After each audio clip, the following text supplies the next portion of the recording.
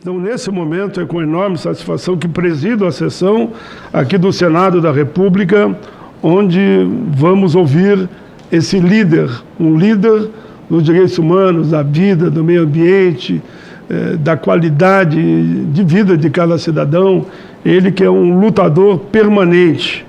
Enfim, não precisa mais elogios, precisa dar a palavra para ele, né? Então, com a palavra, eu passo nesse momento ao padre Júlio Renato Lancelotti, pároco da paróquia de São Miguel Arcanjo e vigário episcopal para a pastoral do povo, da rua da Arquidiocese de São Paulo. Eu vou começar com uma salva de palmas para ele, antes dele falar pela história, pela vida e por tudo que ele representa. Eu agradeço muito a oportunidade de estar aqui no Senado Federal, saudando todos que estão aqui, na pessoa do senador Paulo Paim. E dentro do assunto, eu queria primeiro falar uma coisinha fora do assunto. E queria aproveitar de estar no Senado Federal da República para manifestar a solidariedade ao povo palestino e pedir que o governo brasileiro seja mais firme e incidente, rompendo relações com o Estado genocida de Israel. É inaceitável ver o genocídio, um genocídio televisionado em tempo real do povo palestino. Não se pode lutar pelo povo da rua no Brasil, em São Paulo, e não ter sensibilidade para o que está acontecendo na Palestina. Em relação à questão do dia 19 de agosto, do dia de luta da população em situação de rua, eu vivi esse dia. Eu lembro muito como foi esse dia. A hora que me avisaram do massacre e o segundo massacre que aconteceu em seguida, o Anderson acompanhou tudo de perto, era prefeita de São Paulo, a Marta Suplicy, era arcebispo de São Paulo, Dom Cláudio Umes, de memória que tem que ser homenageado, e nós vivemos aqueles dias, porque não foi só um dia, foram dias seguidos de massacre, e até hoje impune. Até hoje impune. Nós vamos ter o Dia Nacional da População em Situação de Rua, na data do massacre, de um massacre ainda impune. Eu acompanhei todo o processo, junto com a irmã doutora Michael. Nós acompanhamos tudo, eu acompanhei todos os depoimentos. E mais, senador, e todos que estão aqui conosco, pessoalmente eu fiz o sepultamento de todos. E nós tínhamos pedido à Prefeitura de São Paulo, e foi aprovado pelo deputado estadual, quando era vereador, Eduardo Suplicy, de que se fizesse no cemitério Dom Bosco, onde foi encontrada a vala dos desaparecidos, e ainda hoje é uma novela que não tem fim, é nesse cemitério que foram sepultados 5 das pessoas em situação de rua.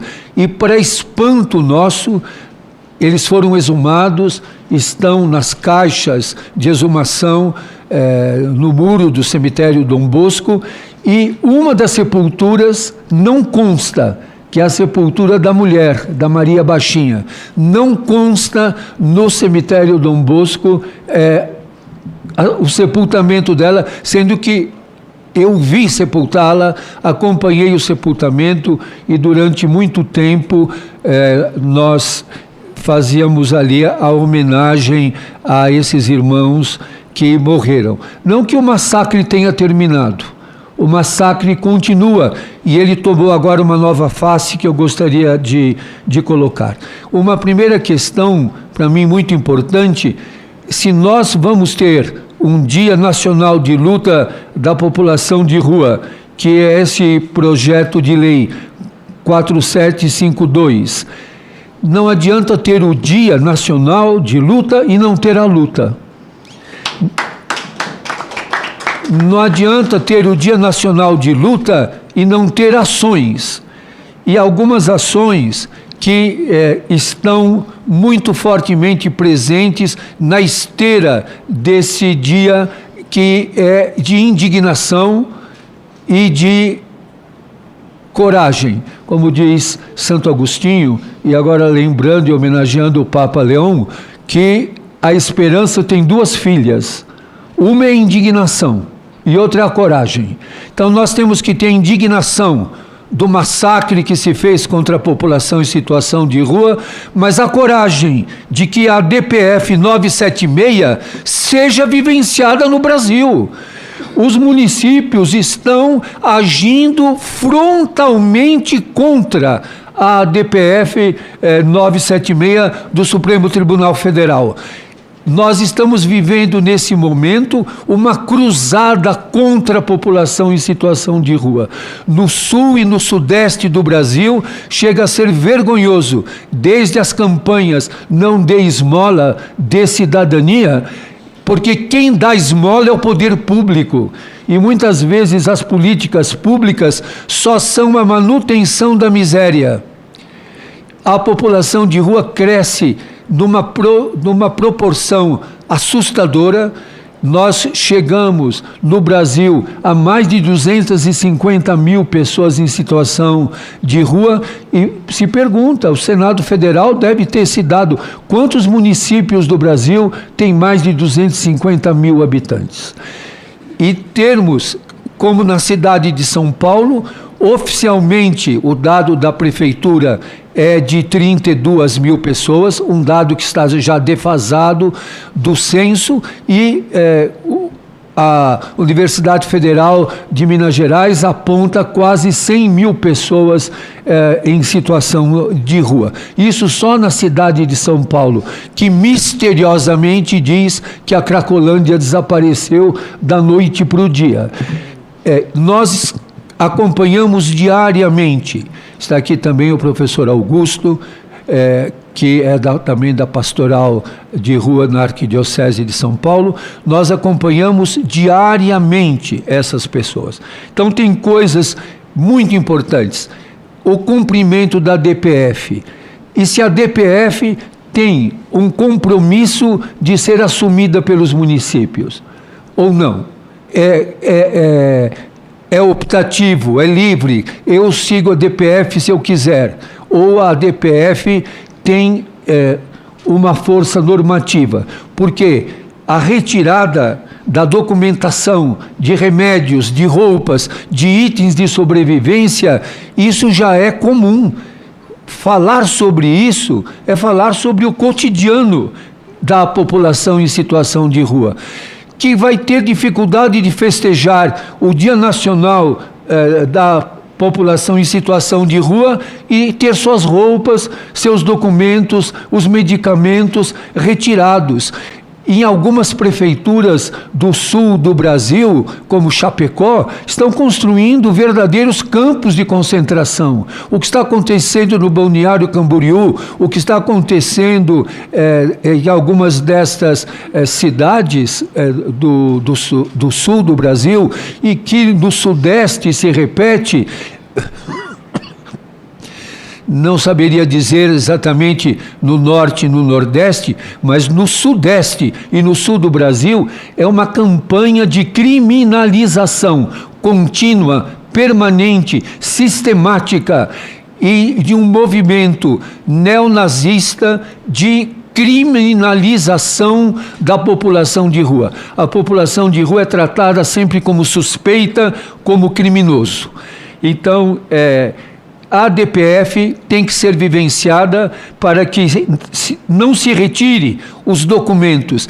E aí nós temos ações do Conselho Nacional de Justiça, como tivemos agora em São Paulo, com várias entidades e vários grupos fazendo um mutirão de acesso à documentação. Isso não pode ser episódico. Eu acredito que através do Senado Federal, do Congresso Nacional, nós teríamos que garantir o acesso à documentação muito rápida. E a gente tem um problema sério, que é o acesso da população de rua ao gov.br. Como é que a população de rua acessa o Gov? Eles têm direitos a benefícios, direitos a se inscrever em programas sociais, mas a população de rua toda tem smartphone, a população toda tem acesso à internet, a população em situação de rua tem facilidade. Se os cidadãos, em geral, estão tendo dificuldade de acessar o Gov, o que dirá a população em situação de rua? Então, teríamos que ter uma proposta muito concreta de um acesso facilitado como, vamos dizer assim, como uma cota, semelhante a uma cota. Como é que a população de rua pode ter esse acesso facilitado? Nós temos a experiência lá no nosso centro Santa Dulce dos Pobres, de uma agência de valorização do trabalhador e da trabalhadora, aonde a população de rua está sendo atendida.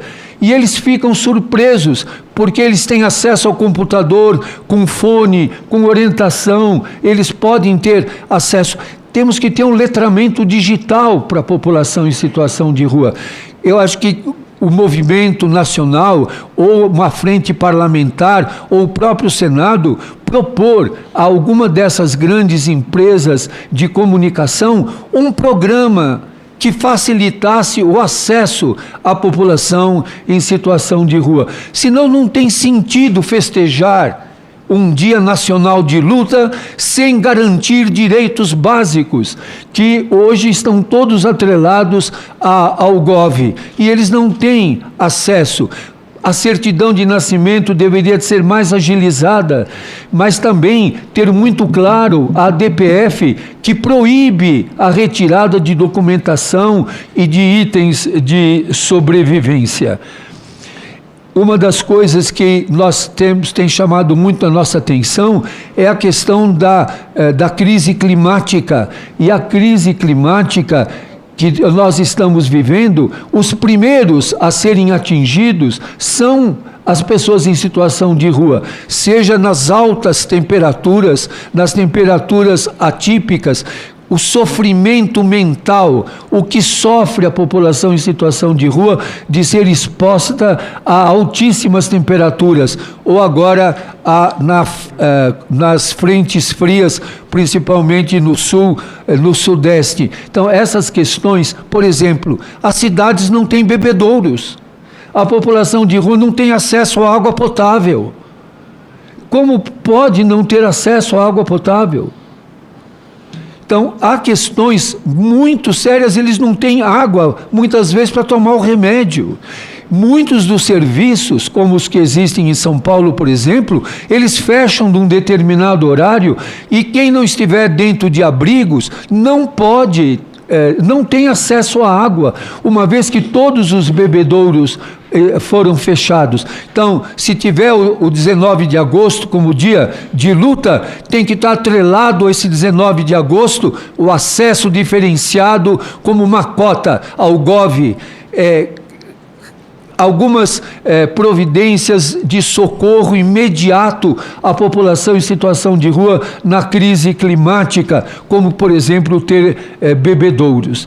E eu pedi isso ao próprio presidente da República, de que a lei contra a porofobia, que foi aprovada no Senado, depois na Câmara Federal, que foi vetada pelo ex-presidente da República, que o Congresso Nacional, num acordo, derrubou o veto em 2 dias, e a lei foi promulgada, a lei que é conhecida como Lei Padre Júlio Lancelotti, que proíbe a arquitetura hostil, e continua. A arquitetura hostil continua. Nós teríamos que ter uma ação, e eu sugiro a Vossa Excelência, o senador, que nós tivéssemos uma reunião com as grandes empresas, com as grandes construtoras, com as grandes empreiteiras, e que fosse assinado um protocolo de cumprimento envolvendo o Ministério Público Federal, um ajuste de conduta para não ter mais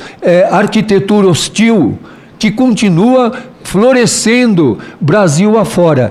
Eu pedi ao excelentíssimo senhor presidente da República que tomasse uma providência, que mandassem todos os prédios públicos federais a retirarem arquitetura hostil. Todos os prédios públicos federais. E isso poderia ser uma ação movida também pelo Senado da República. É um exemplo, é lei, está no Estatuto da Cidade, é uma emenda no Estatuto da Cidade, então que se retirasse toda a arquitetura hostil que está nos prédios públicos federais e que isso depois pudesse ser multiplicado. Eu devo ter um tempo, já devo ter passado. Mas uma última coisa que eu queria dizer. É preciso que o Senado da República também, e essa frente parlamentar, e uma lei como 19 de agosto, deixe muito claro o direito à moradia para a população em situação de rua. Como que todos os programas de moradia do governo federal, alguns já estão fazendo isso, que haja cota e que essas cotas sejam obedecidas, que seja também, dentro das políticas de direitos humanos, ter um capítulo especial para o grupo LGBT que está em situação de rua. As mulheres trans em situação de rua estão sendo dizimadas, assassinadas, torturadas, violentadas de maneira extremamente cruel. E todo o grupo LGBT, que veja também os imigrantes. Nós temos vários venezuelanos nas ruas de São Paulo, colombianos. Encontrei esses dias um rapaz egípcio nas ruas de São Paulo, e não há um serviço adequado que inclusive tenha intérpretes para como é que ele fala com o assistente social, como é que ele é atendido. O egípcio, por exemplo, hoje já encontrei israelense nas ruas de São Paulo, e tem os latino-americanos. E, por último, queria lembrar, ou as GCMs, as guardas civis metropolitanas, a quem foi dado o poder de polícia, não arranquem as coisas da população de rua, que a zeladoria urbana seja disciplinada, que se tenha clareza. A DPF já coloca isso, mas parece que a DPF não está bastando. Nós temos sistematicamente em todos os municípios do Brasil essa operação que é chamada pelo povo de Rapa, que retira deles tudo, que tira as carroças, a roupa, a medicação, o documento, e que fere, machuca, causa revolta. Nós temos tido várias ações afirmativas de trabalho com o Sistema S, que tem sido muito bom no sentido de franquear os cursos e de fazer cursos com a população de rua. Estamos com uma ação com o MEC, com o Instituto Popular Paulo Freire, no letramento. Vamos ter com o SES em São Paulo, EJA, e vamos ter várias ações ligadas à saúde e esporte. E implantamos em São Paulo o consultório do Papa Francisco, que junto com a Unifesp, a Santa Casa, a USP, estamos fazendo um pool, e a Unifesp vai ajudar a administrar isso, e estamos agora dos últimos preparativos para um consultório só de oftalmologia, porque é uma demanda reprimida, e ninguém quer cuidar, não quer nem ver o olhar, nem os olhos da população de rua. Nega o seu olhar e também não cuida dos seus olhos. E é criminalizada. Então, são várias questões. Imagine que em Jundiaí, em parceria com a Diocese de Jundiaí e com a Caritas e com a Prefeitura de Jundiaí, nós vamos implantar em Jundiaí, proximamente, um pet shop social, para cuidar, a própria população de rua, cuidar dos seus pets e também ser preparada para cuidar dos pets da população, como uma forma de mudar essa visão de criminalização. E em Aparecida, vamos também implantar, junto com as irmãs mensageiras do amor divino, o refeitório do Papa Francisco, por ser ali uma cidade de muitos andarilhos. E eu falei que era a última, mas tem uma última ainda.